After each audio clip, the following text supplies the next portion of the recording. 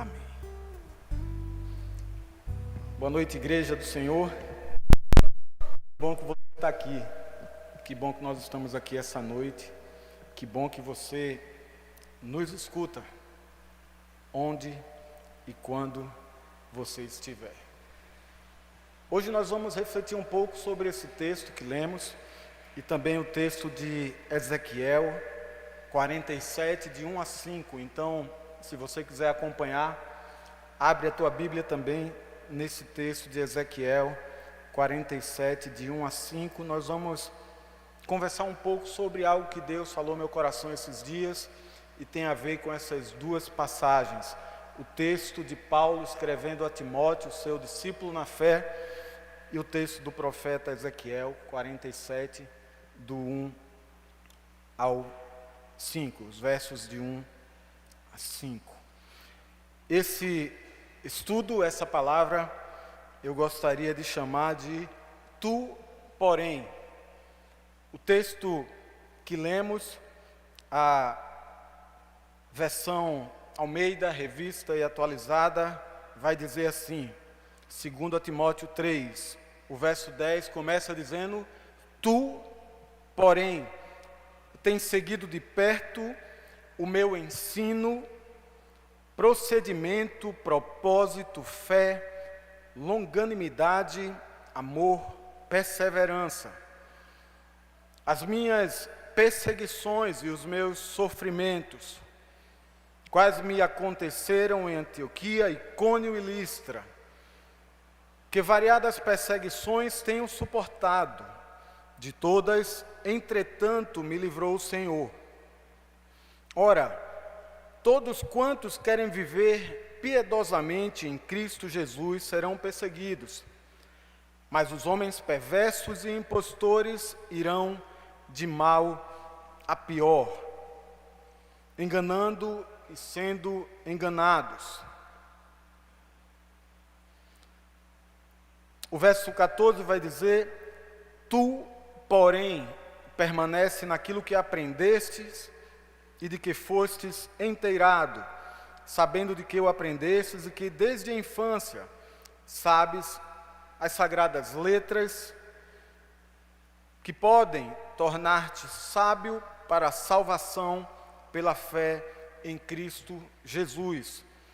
Toda a Escritura é inspirada por Deus e útil para o ensino, para a repreensão, para a correção, para a edificação na justiça, a fim de que o homem de Deus seja perfeito e perfeitamente habilitado para toda boa obra. Essas são as palavras do Senhor e nós damos graças a Deus. Eu li novamente para destacar essa versão do texto que diz os versos 10 e 14, tu, porém, diferente de outras versões, como a Nova Versão Internacional, como lemos, que diz quanto a você, gosto muito da versão que diz tu, porém. Aqui é importante a gente destacar que, como talvez você já saiba, a carta de Paulo a Timóteo, seu discípulo, é a última carta de Paulo. A segunda carta de Paulo a Timóteo é o último escrito de Paulo ao seu discípulo. Assim como falamos do texto de Mateus 28, a grande comissão, o ide por todo mundo de Jesus Cristo, nós sabemos que são as últimas palavras de Jesus. Então, você há de convir comigo que no momento em que vamos morrer, no momento que sabemos que está próximo do fim, o que nós falamos tem bastante importância. Quando estamos perto do fim, tem algumas coisas que nós damos ênfase. Nós queremos dizer as coisas mais importantes. Então, assim como Jesus, que falou, ide por todo mundo, pregar o evangelho a toda criatura, não foi assim? Paulo está dizendo a Timóteo algo muito especial. Depois desse texto, tem algumas letras do capítulo 4 do livro de Timóteo, e aí encerra a escrita de Paulo ao seu discípulo Timóteo. Então, esses dois textos, essa semana, ficaram martelando na minha cabeça, o texto do profeta Ezequiel e esse texto de Timóteo, e eu quero estudar um pouco com você essa noite sobre esses dois textos. Eles fazem muito sentido para mim. Os dois para mim têm a ver, anota para estudar essa semana, os dois para mim são a pergunta e a resposta daquilo que vamos estudar essa noite. E eu quero começar pelos versos 10 e 14. Tu, porém, fala Paulo a Timóteo. Em resumo, é como se Paulo estivesse dizendo: Timóteo, você é diferente. Você precisa fazer diferente. Os outros fazem certas coisas, mas você faz diferente. Tu, porém, faça diferente. Você não pensa, você não faz, você não age conforme os outros. Você, Timóteo, não é para ir na cabeça dos outros. Tu, Timóteo, porém, faça diferente. Porque as coisas velhas, elas passaram. Os ensinamentos velhos passaram. Eu e você aqui essa noite temos os ensinamentos antigos e temos os novos. Então, que sirva para mim e para você essa noite. Tu, porém, faça diferente do que você fez no passado. Romanos 12, Paulo escrevendo aos de Roma vai dizer: rogo-vos, pois, irmãos, pelas misericórdias de Deus, que apresentei o vosso corpo por sacrifício vivo, santo e agradável a Deus, que é vosso culto racional. E não vos conformeis com este século. Não tomem a forma deste século, mas transformai-vos pela renovação da vossa mente. Porque aí sim, para que experimenteis qual seja a boa, agradável e perfeita vontade de Deus. Então, meu irmão, minha irmã, é algo condicional. Para que nós experimentemos e desfrutemos da vontade de Deus, que é boa, perfeita e agradável, nós precisamos renovar as nossas mentes. Transformai-vos pela renovação da nossa mente. Diz o texto a Timóteo: tu, porém, tens seguido de perto o meu ensino, procedimento, propósito, fé, longanimidade, amor, perseverança. Inclusive as minhas perseguições, diz Paulo, e os meus sofrimentos. Então, o que Paulo está falando para Timóteo aqui é um ensinamento prático. Paulo não está ficando na imaginação. Ele chega para Timóteo e diz assim: você, Timóteo, você acompanhou de perto, você tem visto, você tem seguido, como diz o verso 10, tudo que tem acontecido. Até as minhas perseguições você sabe. Então, meu irmão, Paulo está falando de algo muito prático para a nossa realidade hoje.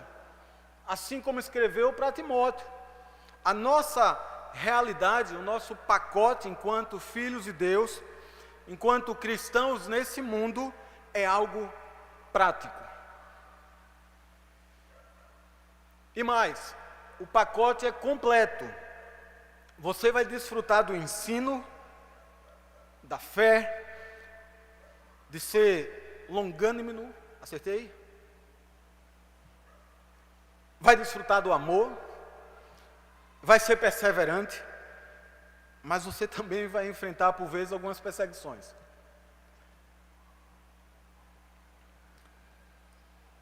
O verso 15 diz: desde a infância sabes as sagradas letras que podem tornar-te sábio.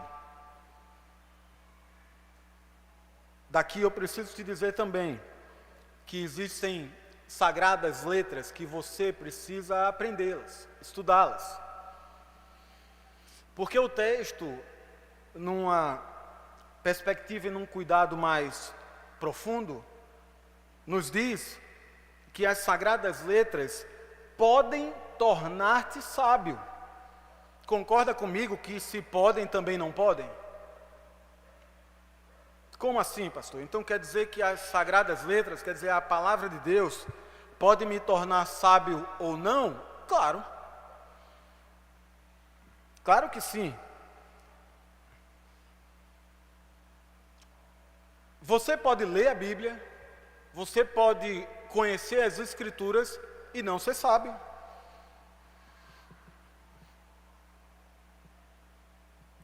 Quer um exemplo de um aluno que conhece as Escrituras e não é sábio? O diabo. Testemunha ocular de muitas das coisas que estão registradas no livro.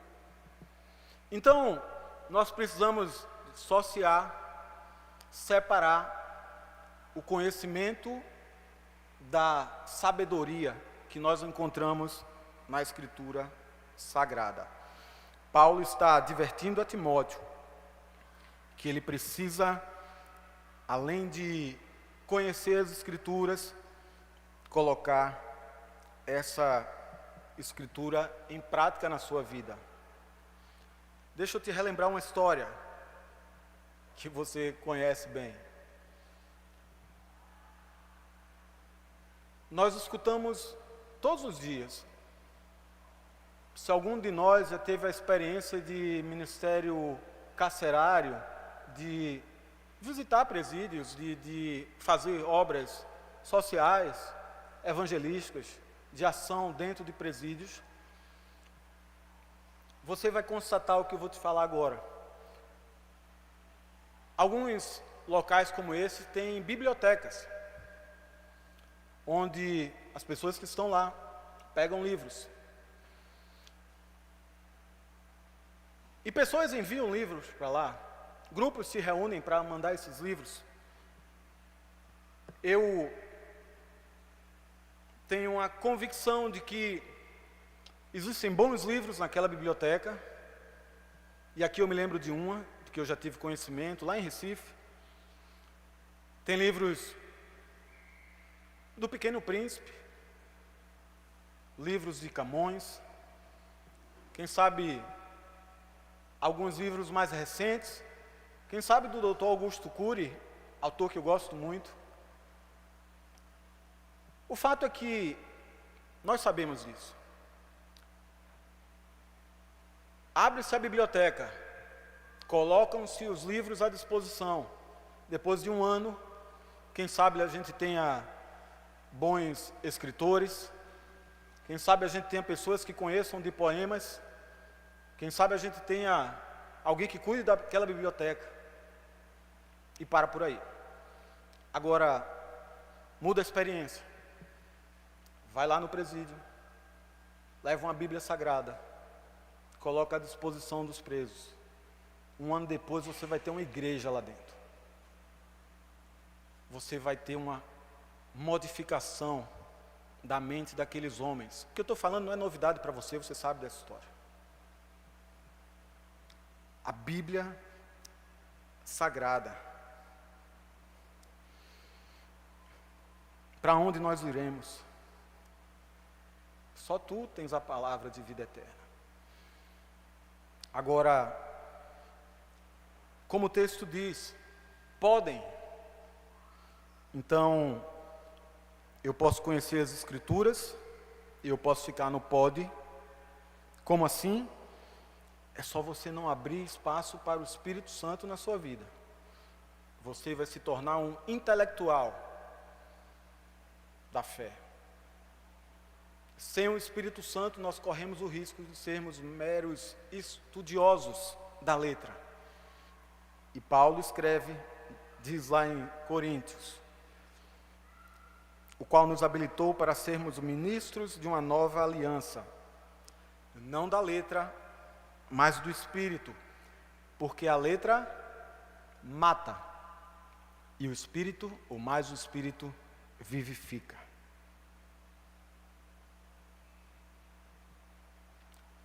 Conhecer a Bíblia é chave para mim e para você. Mas nós precisamos do Espírito Santo, que vai trazer vida àquelas letras. Eu e você lemos a Bíblia dia após dia. Conheço pessoas que têm o hábito de ler muito, decorar textos, faça isso. Mas sem o Espírito Santo, você vai ser um ateu conhecedor da Bíblia. Então, fica a dica. Você precisa gastar tempo com a Bíblia, ela vai fazer diferença na sua vida, mas sem o Espírito Santo, você vai se tornar um ateu conhecedor da palavra. Eu estudei teologia como ateu. Que loucura. Que loucura. Vamos ao segundo texto. O texto de Ezequiel. Esse texto, para mim, é a solução, ou aponta uma direção daquilo que nós estamos estudando aqui. Sabe por quê? Porque por vezes nós temos o hábito, ou temos a dificuldade de entregar a nossa vida a Jesus, e achamos que a solução de tudo se encontra no nosso braço, na nossa força, naquilo que nós fazemos, naquilo que nós podemos, naquilo que nós entendemos da realidade lá fora. Precisamos sim fazer a nossa parte, mas há algo que precisa ser feito por Deus em nossa vida. Vamos ao texto de Ezequiel 47, 1-5. Para mim tem tudo a ver com esse texto de Timóteo. Ezequiel 47 vai dizer: o homem levou-me de volta à entrada do templo, e vi água saindo de debaixo da soleira do templo e indo para o leste, pois o templo estava voltado para o oriente. A água descia de debaixo do lado sul do templo, ao sul do altar. Ele então me levou para fora, pela porta norte, e me fez dar uma volta pelo lado de fora até a porta externa, que dá para o leste, e a água fluía do lado sul. Verso 3.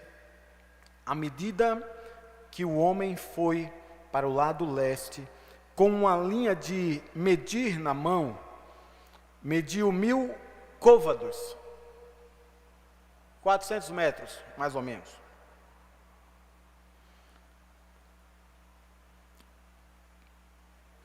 E levou-me pela água que batia no tornozelo. Ele mediu mais 1000 côvados e levou-me pela água que chegava agora ao joelho. Mediu mais 1000 e levou-me pela água que batia agora na cintura. Mediu mais 1000, mas agora era um rio que eu não conseguia atravessar, porque a água havia aumentado e era tão profunda que só se podia atravessar a nado. Era um rio que não se podia atravessar andando.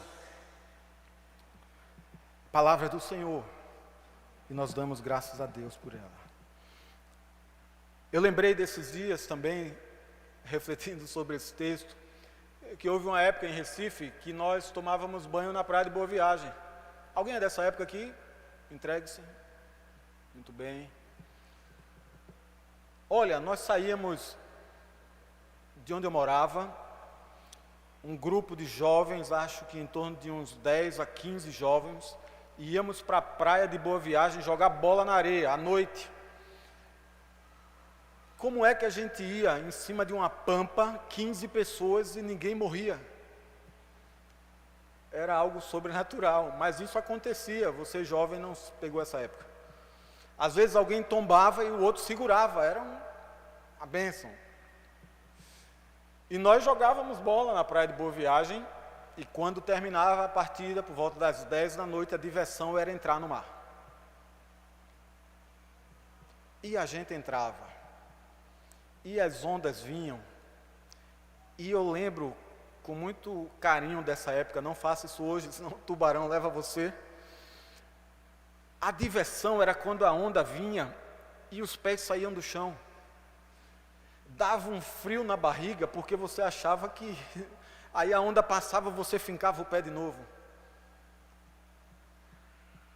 Era um tempo extraordinário. Bom, por que eu estou contando essa história?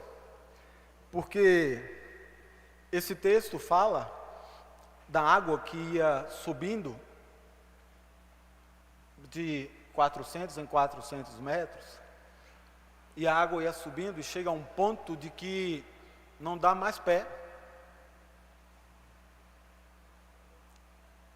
Para mim, essa é a resposta, ou uma das, que Deus me mostrou essa semana, quando eu estava estudando o texto do Paulo para Timóteo, do tu porém. É como se Deus estivesse dizendo assim: meu querido, minha querida, para você desfrutar da vida do tu porém, de fazer algo diferente, de fazer diferente daquilo, de fazer diferente da manada, de não ir na cabeça dos outros,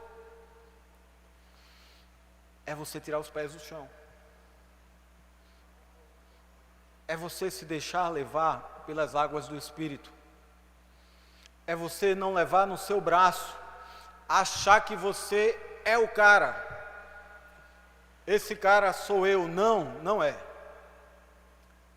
Não é você. Esse cara é Deus.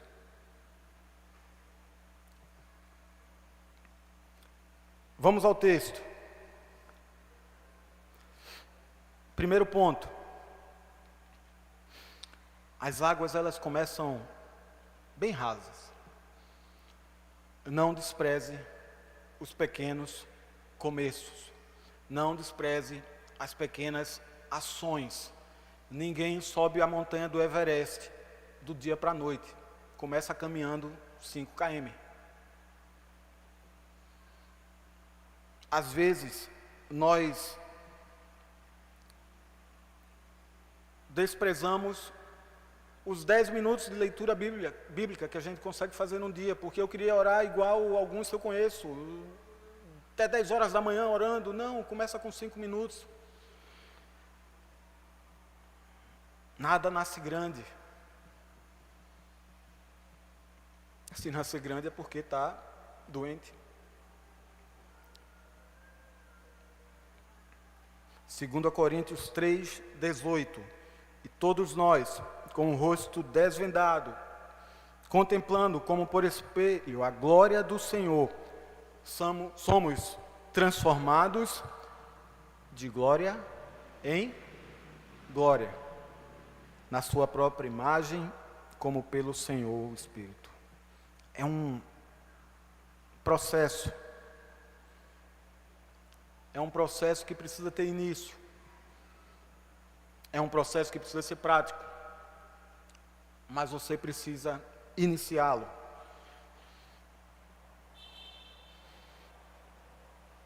Não despreze os pequenos começos. E comece. Haja. Saia da fase do planejamento. As águas vão começar lá pelo calcanhar. Mas eu garanto a você, haverá um momento que esse rio do Senhor vai fazer você perder o controle e se entregar nele, mas precisa começar. Essa é a nossa meta. Perder o controle. Perder o controle para o nosso paizinho, para o nosso Aba, para o nosso pai. Ah, mas eu não tive boas referências. Muito bem, busque cura. Mas a nossa referência é Deus. Sim, claro, usa dos pais terrenos para apontar para Ele. Mas a nossa referência é Deus. Um Deus que não nos desampara, não nos larga pelo caminho.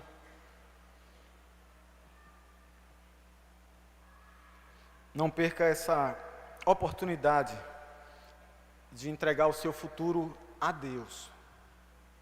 A Deus. Às vezes nós passamos por apertos, por dificuldades, algumas a gente nem vai compreender.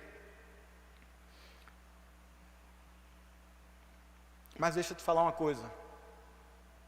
Não precisa compreender, precisa crer que Deus tem um controle.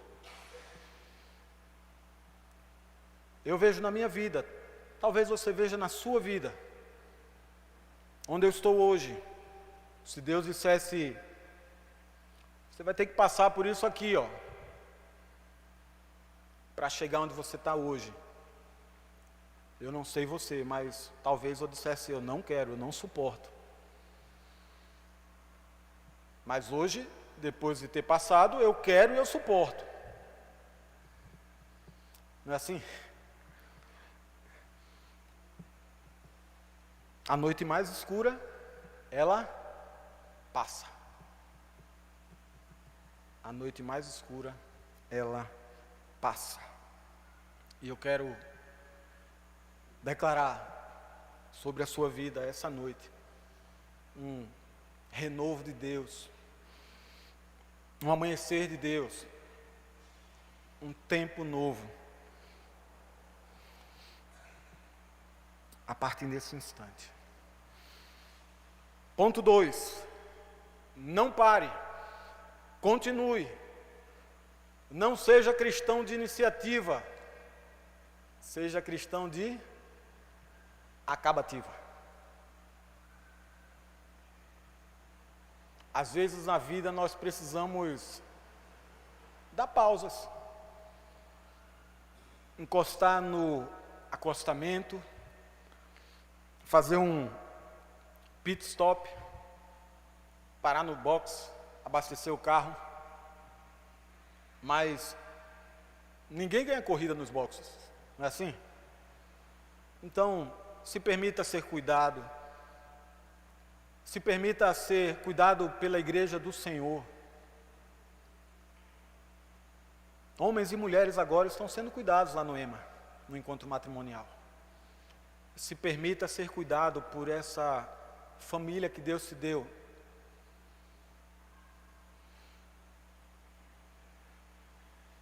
Alguns momentos nós vamos ter que tomar remédio para pressão, tomar remédio para não infartar, tomar remédio para depressão, usar as estratégias que Deus nos deu.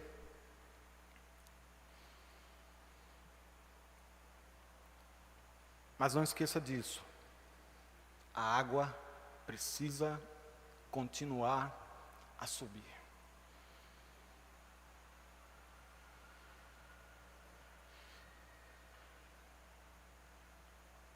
Vivemos um país difícil, em que as circunstâncias ao nosso redor, por vezes, nos atrapalham de enxergar essa água subindo. Mas chame o Senhor para fazer parte da sua caminhada, das suas dificuldades. Eu gosto muito do bispo T.D. Jakes, americano. Ele diz que para termos bons vinhos, precisamos amassar as uvas. Às vezes é duro, mas às vezes a gente tem uma uvinha, às vezes uma uvinha dura, né? Tem que amassar com mais força. Pensa comigo, talvez você seja empresário, talvez você seja um empregador, aí você já passou por isso. Você precisa de um sócio. Você se junta com uma pessoa, ela quer fazer um acordo. E aí vocês chegam num acordo, vocês vão trabalhar bastante. Você vai ficar com 50% do resultado, a outra pessoa vai ficar com 50% do resultado, nada mais justo, todos vão trabalhar. Agora pensa comigo, eu e você temos a oportunidade de colocar Deus nessa sociedade.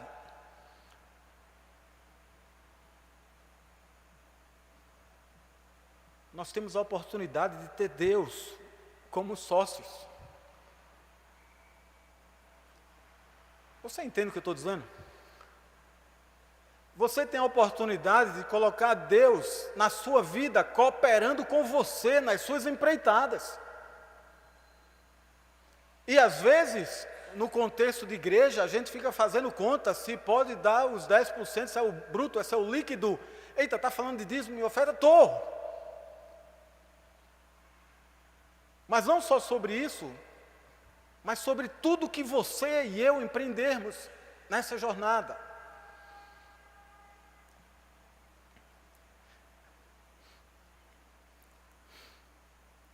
Para o seu sócio você dá os 50%, para Deus você faz conta. E eu não estou falando só de dinheiro, estou falando de tempo, de recursos,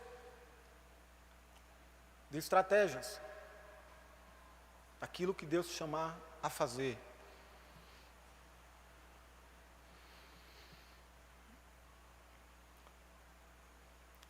As águas estão subindo.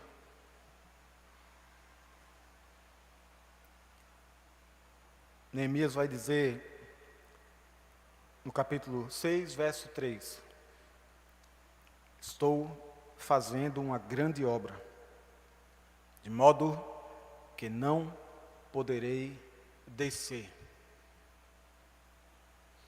Não tenho tempo para conversar, não tenho tempo para chorar o que passou.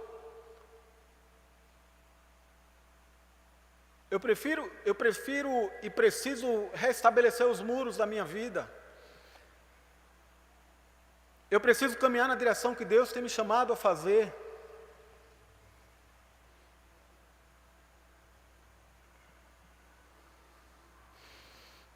Tu, porém, precisa fazer diferente. E ser diferente é estar aberto a esse mover de Deus, que começa pequeno e vai crescendo na tua vida a partir do momento que você se abre à ação de Deus. O meu convite essa noite é para que você busque essa inundação de Deus na tua vida. Água que surge no deserto e promove vida nos desertos da nossa vida.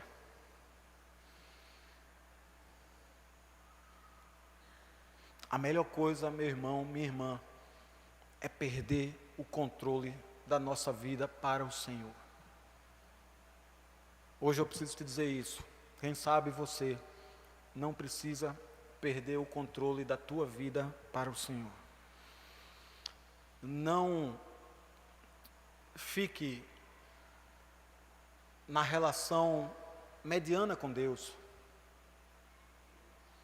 Não fique nas relações medíocres.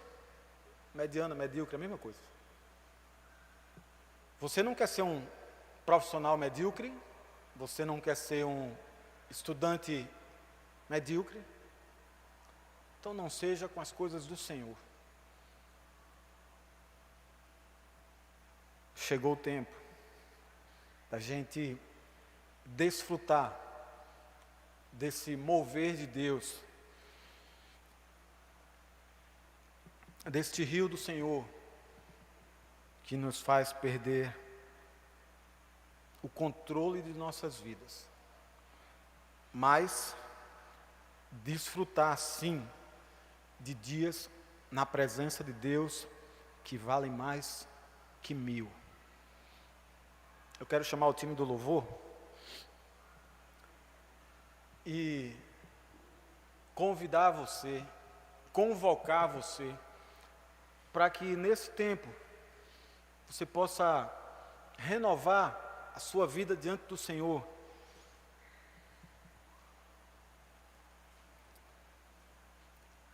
Buscando as águas que brotam do trono, do santuário, como diz o texto de Ezequiel.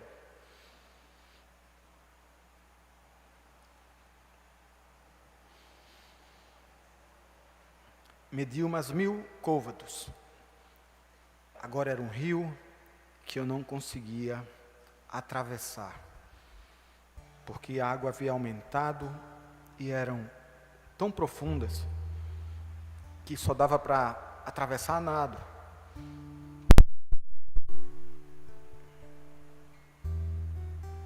Este rio não se pode atravessar andando. Eu vou concluir com essa leitura e repetir.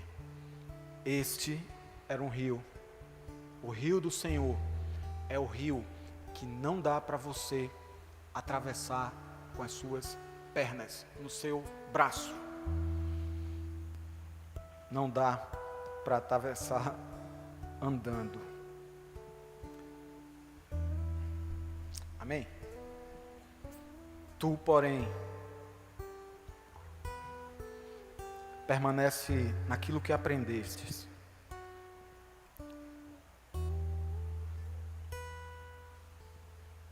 E de que fostes inteirado,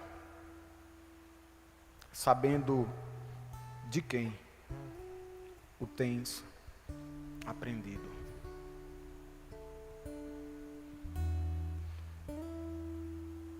Pai, eu quero te pedir essa noite, por este rio sobre a nossa vida.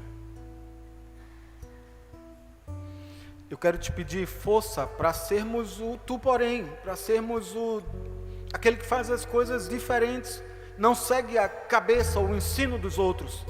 Nós queremos fazer diferença, mas nós somos fracos, Senhor. O querer está em nós, mas nós não conseguimos colocar em prática ou efetuar. O mal que nós não queremos fazer, nós fazemos. O bem que nós queremos, nós não conseguimos por vezes. Mas nós temos a consciência, Senhor, de que em Ti nós conseguiremos. Em Ti nós faremos diferença nesse mundo. Reafirmamos o nosso compromisso contigo, Senhor. Faz o Teu rio passar sobre as nossas vidas. E que percamos as nossas bases para colocar a nossa confiança em Ti, em nome de Jesus Cristo de Nazaré.